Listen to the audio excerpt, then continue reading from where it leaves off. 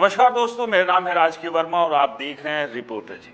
हरियाणा में और खास तौर से कांग्रेस में जिस तरह की उठापटक चल रही है, इस सब के बीच कांग्रेस के नेताओं ने कहना शुरू कर दिया है कि क्या हरियाणा में कांग्रेस बापू बेटे की पार्टी बन गई है। किरण चौधरी ने कल ही बीजेपी ज्वाइन की है और पिछले काफ़ी समय से भूपेंद्र सिंह हुड्डा के साथ उनकी वाद विवाद चल रहे थे।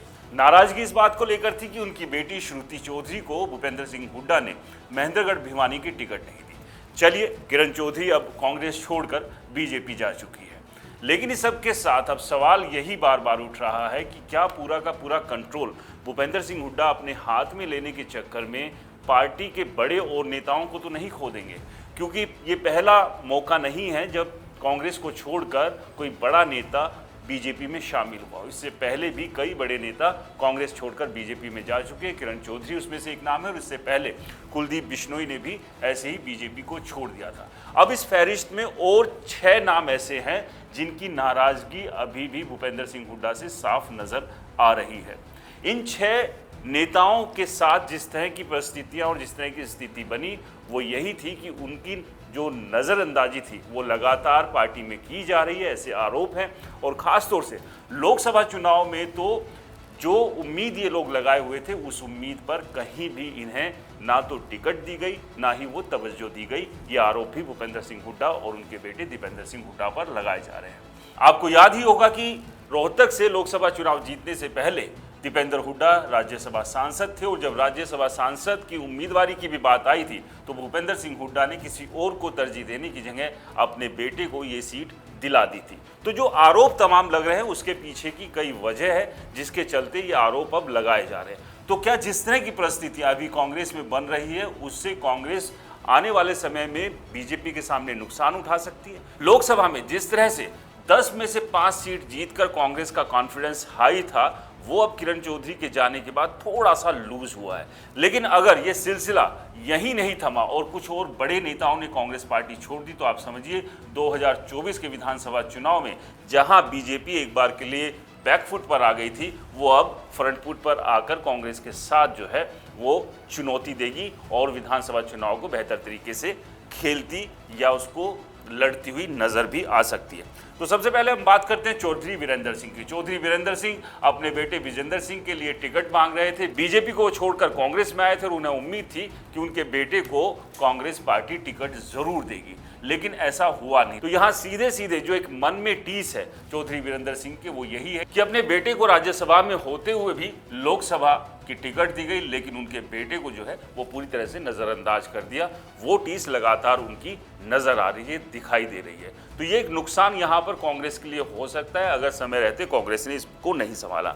इसके बाद बात करते हैं कैप्टन अजय यादव की। कैप्टन अजय यादव को भी नज़रअंदाज किया गया। उनकी नाराजगी साफ दिखाई दे रही थी लोकसभा चुनाव के पहले से ही, और लोकसभा चुनाव में जब उन्होंने टिकट के लिए दावेदारी ठोकी, टिकट उन्होंने मांगी, उन्हें भी टिकट नहीं मिली और राज बब्बर को उनकी जगह लाकर चुनाव लड़ाया गया। ये निर्णय भी भूपेंद्र सिंह हुड्डा के द्वारा लिया गया था। इसके अलावा कुमारी शैलजा लगातार हर मोर्चे पर भूपेंद्र सिंह हुड्डा के खिलाफ बयानबाजी कर रही है और किरण चौधरी के कांग्रेस छोड़कर बीजेपी में शामिल होने के बाद को भी उन्होंने समर्थन किया और साथ ही साथ ये भी कहा है कि किरण चौधरी और उनकी बेटी के साथ नाइंसाफ जो है वो लगातार हो रहा था। जिस तरह के हालात पार्टी में उनके साथ बनाए जा रहे थे, ऐसे में कोई भी नेता पार्टी छोड़कर चला जाएगा और उसी के चलते किरण चौधरी ने कांग्रेस को छोड़ दिया है। क्या ये पूरी की पूरी पार्टी बस एक हाथ में आ गई है और इस पार्टी को बापू बेटे यानी कि भूपेंद्र सिंह हुड्डा और दीपेंद्र हुड्डा चला रहे हैं?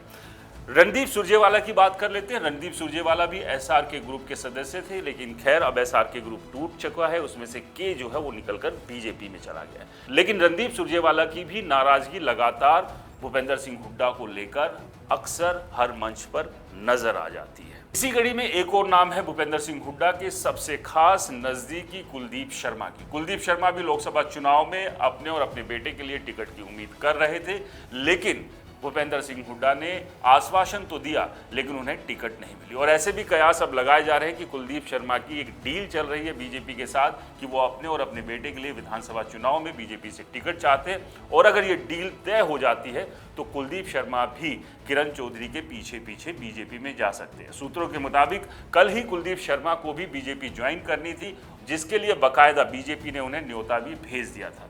लेकिन जिस तरह की पर्दे के पीछे डील चल रही है वो कहीं ना कहीं पूरी तरह से पकी नहीं थी और इसी के चलते अभी उनका बीजेपी ज्वाइन करना रुक गया। लेकिन सूत्र ये बताते हैं कि अगर ये हालात इसी तरह के बने रहे तो कुलदीप शर्मा भी कांग्रेस छोड़कर बीजेपी जा सकते हैं।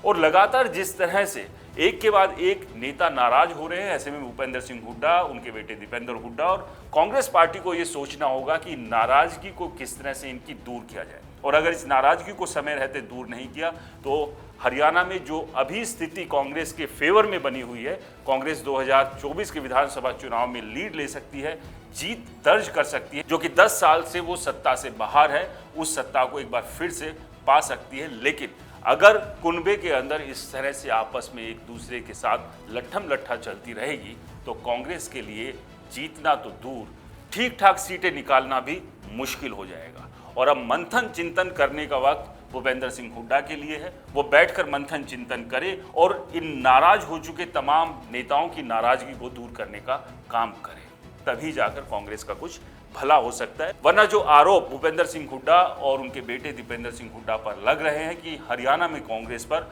बापू बेटे ने कब्जा कर लिया है, कहीं ना कहीं फिर वो सही साबित हो जाएंगे। इसको लेकर आपकी क्या राय है, हमें कमेंट्स कर जरूर बताएं। फिलहाल के लिए आपसे हमारी राम राम।